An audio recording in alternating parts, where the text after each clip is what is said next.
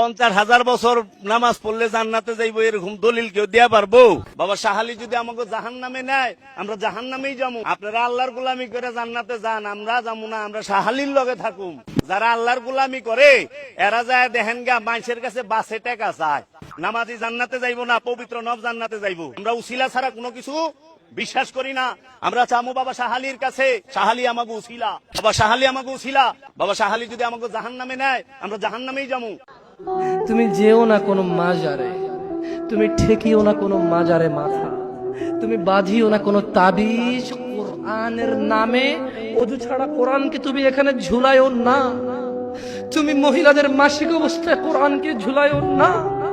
কোরআনুল কারীম এই তুচ্ছ কাজের জন্য আসেনি, শিফাউল লিল মুমিন। তুমি একটু বুদ্ধিমান হও, নাপা তুমি খাও, গলায় নাও না।